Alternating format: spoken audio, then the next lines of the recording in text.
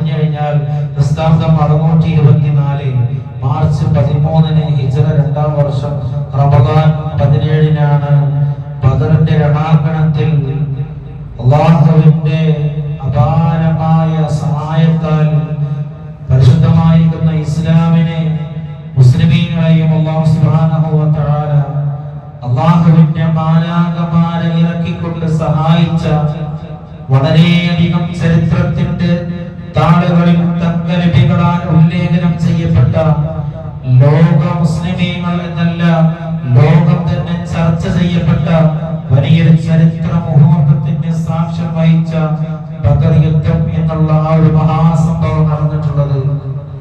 എന്നാൽ പല യുദ്ധങ്ങളും പല പ്രശ്നങ്ങളും യുദ്ധങ്ങളും ഒക്കെ ലോകത്ത് ഉണ്ടായിട്ടുണ്ട്.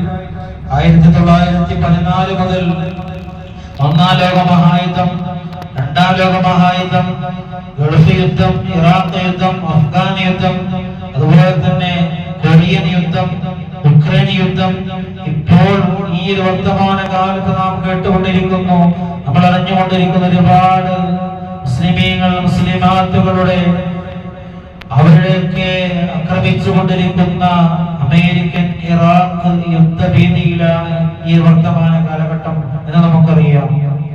ഈ ഒരു യുദ്ധങ്ങളൊക്കെ എന്ന് പറഞ്ഞു കഴിഞ്ഞാൽ അധികാരത്തിനും മണ്ണിനും വേണ്ടിയിട്ടാണ് എങ്കിൽ അങ്ങനെയുള്ളൊരു യുദ്ധമായിരുന്നില്ല. ഒരു യുദ്ധത്തിന് വേണ്ടി തയ്യാറെടുക്കുക പോലും ചെയ്തിട്ടില്ല പരിശുദ്ധരായിരിക്കുന്ന മുസ്ലിമീങ്ങൾ. അല്ലാഹുവിന്റെ റസൂൽ സ്വല്ലല്ലാഹു അലൈഹി വസല്ലം തങ്ങൾ അവിടുത്തെ അനുചരന്മാരായിരിക്കുന്ന സ്വഹാബത്തുകൾ മുസ്ലിമീങ്ങൾ മുസ്ലിമാത്തുകൾ മക്കയിൽ നിന്നും മദീനയിലേക്ക് നാട് കടത്തപ്പെട്ടപ്പോഴും അവരെ നാട് കടത്തപ്പെട്ട് സ്വന്തം വീടും നാടും കുടുംബവും എല്ലാം ഉപേക്ഷിച്ചുകൊണ്ടാണ് മുസ്ലിമീങ്ങളായിരിക്കുന്ന ആളുകൾ മക്കയിൽ നിന്നും മദീനയിലേക്ക് ഹിജ്റ പോയത്, അതല്ലെങ്കിൽ നാട് കടത്തപ്പെട്ടത്. അങ്ങനെ നാട് കടത്തപ്പെട്ടിട്ടും ആ മുസ്ലിമീങ്ങളെ റസൂലിനെയും സ്വഹാബത്തിനെയും മുസ്ലിമീങ്ങളെയും വിടാതെ പിന്തുടരുകയും വഴിയിൽ വെച്ചും അങ്ങാടികളിൽ വെച്ചും ആക്രമിച്ചും അതുപോലെ തന്നെ കാണുന്ന ഇടങ്ങളിൽ വെച്ച് എല്ലാ നിലക്കും ആക്രമണങ്ങൾ അഴിച്ചുവിടുകയും ഗതിയില്ലാതെ വന്നപ്പോൾ നിവൃത്തിയില്ലാതെ വന്നപ്പോൾ അല്ലാഹുവിന്റെ അപാരമായ അനുമതി ലഭിക്കുകയാണ് ഉണ്ടായത്. അല്ലാതെ ഹബീബായ റസൂലുള്ളാഹി സ്വല്ലല്ലാഹു അലൈഹി വസല്ലം തങ്ങളും സ്വഹാബത്തും ഒരു യുദ്ധത്തിന് വേണ്ടിയൊന്നും ഒരുങ്ങിയിട്ടില്ല, അങ്ങനെ ആലോചിക്കുക പോലും ചെയ്തിട്ടില്ല. റസൂലുള്ളാഹി സ്വല്ലല്ലാഹു അലൈഹി വസല്ലം തങ്ങൾ പിന്നെയോ ആക്രമണങ്ങൾ, വലിയ ആക്രമണങ്ങൾ നേരിട്ടപ്പോ സഹിക്കാൻ വയ്യാതെയായപ്പോ സഹികെട്ടപ്പോഴാണ് അല്ലാഹു സുബ്ഹാനഹു വ തആലയോട് ഹബീബായ റസൂലുള്ളാഹി സ്വല്ലല്ലാഹു അലൈഹി വസല്ലം ദുആ ചെയ്യുന്നത്. അല്ലാഹു ദുആ സ്വീകരിക്കുകയാണ്.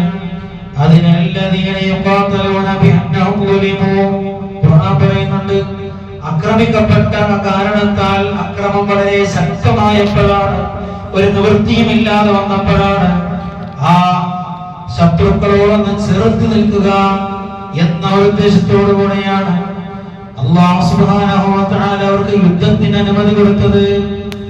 എന്നിട്ടും നബി സല്ലല്ലാഹു അലൈഹി വസല്ലം തങ്ങൾ യുദ്ധം ആഗ്രഹിച്ചിരുന്നില്ല. റസൂൽ സല്ലല്ലാഹു അലൈഹി വസല്ലം പറഞ്ഞ എന്താണ്, ദുആ ചെയ്തത് എന്താണ്? അല്ലാഹുവേ,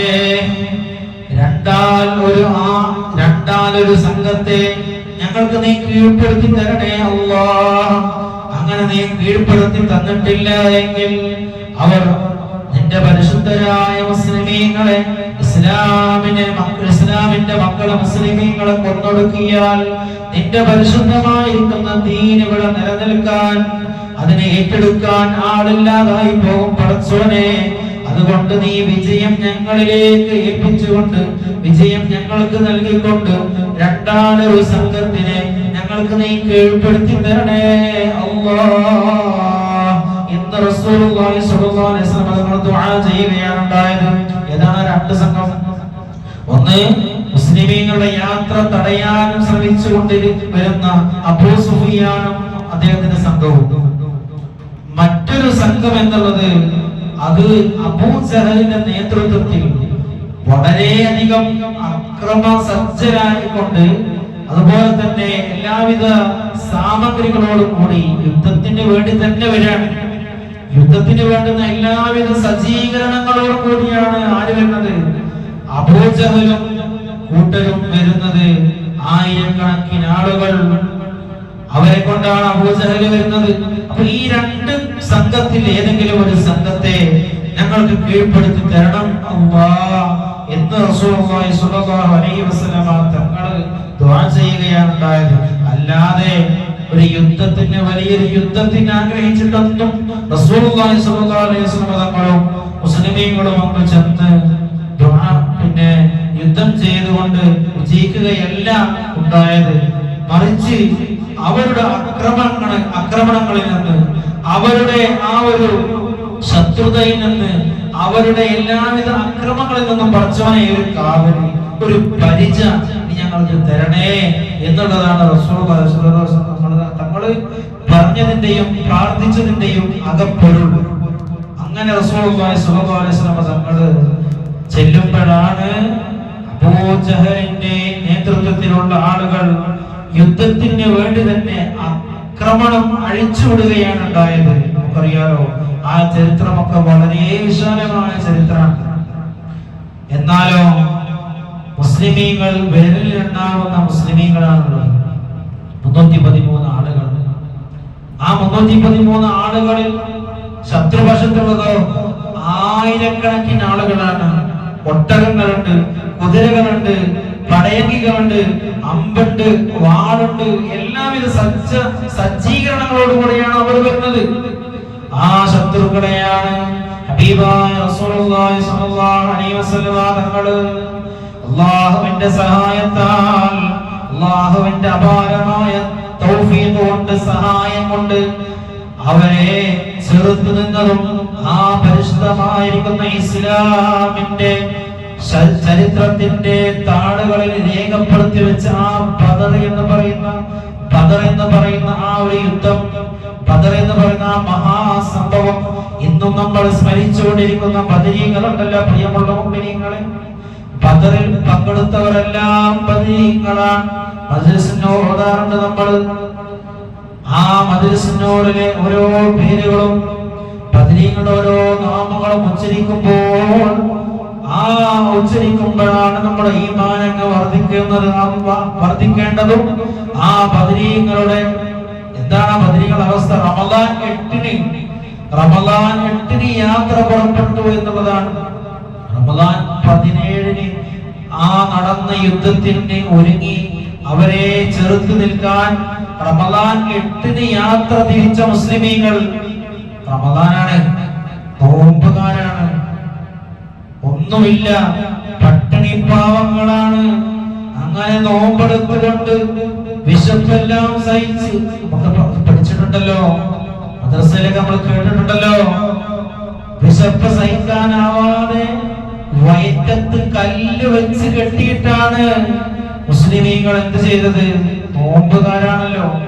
വിശപ്പ് കൊണ്ട്, ദാഹമുണ്ട്, നോമ്പ് കൊണ്ട് എല്ലാവിധ ബുദ്ധിമുട്ടുകളും സഹിച്ചുകൊണ്ടാണ് യാത്ര തിരിക്കുന്നത് റമളാൻ 8. അങ്ങനെ ആ റമളാൻ 8 നോമ്പുകാരായിട്ടുള്ള ആ യാത്ര അത് അവസാനിച്ചത് ബദറിന്റെ റമളാൻ 17 അന്ന്. ആ യുദ്ധം തുടങ്ങുമ്പോഴാണ് അല്ലാഹുവിന്റെ റസൂൽ സ്വല്ലല്ലാഹു അലൈഹി വസല്ലം തങ്ങൾ അല്ലാഹുവോട് ദുആ ചെയ്ത ആ പ്രാർത്ഥനയ്ക്കുള്ള പ്രതിഫലം വലഖദ് നസറകുമുല്ലാഹു ബിബദർ വഅൻതും അദില്ല ഫത്തഖുല്ലാഹ ലഅല്ലകും തഷ്കുറൂൻ. ഇത് ഇന്ന് ജീവിച്ചുകൊണ്ടിരിക്കുന്ന വർത്തമാന കാലഘട്ടത്തിലെ മുസ്ലിമീങ്ങൾക്ക് എല്ലാവരും പാഠമാണ്. പ്രിയമുള്ള മുഅ്മിനീങ്ങളെ, വെറും നിസ്സാരം ആളുകൾ, ചുരുക്കം ആളുകളെയാണ് ബദറിൽ നിങ്ങളെ അല്ലാഹു സഹായിച്ചിരിക്കുന്നത്. അതില്ല, നിങ്ങൾ വളരെ കുറവായിരുന്നു. എന്തുകൊണ്ടാണ് മുസ്ലിമീങ്ങൾ ബദറിൽ വിജയിക്കാനുണ്ടായ കാരണം? ലാ ഇലാഹ ഇല്ലല്ലാഹ് മുഹമ്മദുർ റസൂലുള്ളാഹ് എന്ന അചഞ്ചലമായ വിശ്വാസത്തിന്റെ ആദർശത്തിന്റെ ആശയത്തിന്റെ മുറുകെ പിടിച്ചുകൊണ്ട് വിശ്വാസം മുറുകെ പിടിച്ചുകൊണ്ട് ബദറിലേക്ക് പോയ മുസ്ലിമീങ്ങളാണ് പ്രിയമുള്ളവരെ. ബദറിൽ അല്ലാഹുവിന്റെ മാലാഖമാർ മലക്കുകൾ വന്നുകൊണ്ട് സഹായിച്ചത്. അവരിൽ ഒന്നാമതായി നാം കാണുന്നത് മുസ്ലിമീങ്ങൾ അല്ലാഹുവിന്റെ റസൂലിന്റെയും സ്വഹാബത്തിന്റെയും മുസ്ലിമീങ്ങളുടെ ഈമാനാണ്. അവരുടെ ഈമാൻ തന്നെയാണ് അല്ലാഹുവിന്റെ റസൂൽ സ്വല്ലല്ലാഹു അലൈഹി വസല്ലം തങ്ങളെയും സ്വഹാബത്തിനെയും ബദറിൽ അല്ലാഹു വിജയിപ്പിക്കാനുണ്ടായ ഒന്നാമത്തെ കാരണം. അല്ലാഹു പറയുന്നുണ്ട്, വലാ തഹിനൂ വലാ തഹ്സനൂ വഅൻതുമുൽ അഅ്ലൗൻ ഇൻ കുൻതും മുഅ്മിനീൻ. നിങ്ങൾ വിഷമിക്കണ്ട, സങ്കടപ്പെടണ്ട. വഅൻതുമുൽ അഅ്ലൗന, നിങ്ങൾ തന്നെയായിരിക്കും വിജയികൾ. ഇൻ കുൻതും മുഅ്മിനീൻ, നിങ്ങൾ വിശ്വാസമുള്ളവരാണെങ്കിൽ.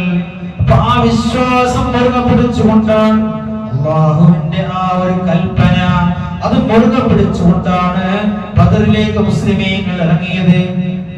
ഒന്നാമതായി കൊണ്ട് പറയാൻ ഈമാനാണ്. രണ്ടാമതായി കൊണ്ട് അവരുടെ ആ ഉറപ്പ്, ഉറച്ച വിശ്വാസം, യഖീൻ, അവരുടെ യഖീനാണ്. മൂന്നാമത് നിർഭയത്വമാണ്. അല്ലേ?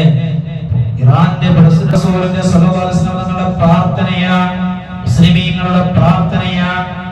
അല്ലേ? അദ്ദുആഉ സിലാഹുൽ മുഅ്മിൻ, പ്രാർത്ഥനയാണ് മുസ്ലിമിന്റെ ആയുധം എന്ന് നമ്മളൊക്കെ പഠിച്ചു. എല്ലാവിധ ആയുധങ്ങളോടും കൂടിയാണ് ശത്രുക്കൾ മുസ്ലിമീങ്ങളെ അന്നും ഇന്നും ആക്രമിച്ചുകൊണ്ടിരിക്കുന്നത്. എന്നാൽ മുസ്ലിമീങ്ങളുടെ ഭാഗത്ത് എത്ര വലിയ അക്രമങ്ങൾ നേരിട്ടാലും മുസ്ലിമിന്റെ യഥാർത്ഥ ആയുധം എന്നുള്ളത് സിലാഹുൽ മുഅ്മിനീൻ ദുആയാണ്, പ്രാർത്ഥനയാണ്. ആ പ്രാർത്ഥനയാണ്, ആ കളങ്കമില്ലാത്ത നിഷ്കളങ്കതയോടുകൂടെയുള്ള ആത്മാർത്ഥതയോടുകൂടെയുള്ള ദുആകൾ വേണം നമ്മൾ നടത്തണം നമ്മുടെ സഹോദരങ്ങൾക്ക് വേണ്ടി. അല്ലാഹു സുബ്ഹാനഹു വ തആല ലോകത്തിന്റെ വിവിധ രാജ്യങ്ങളിൽ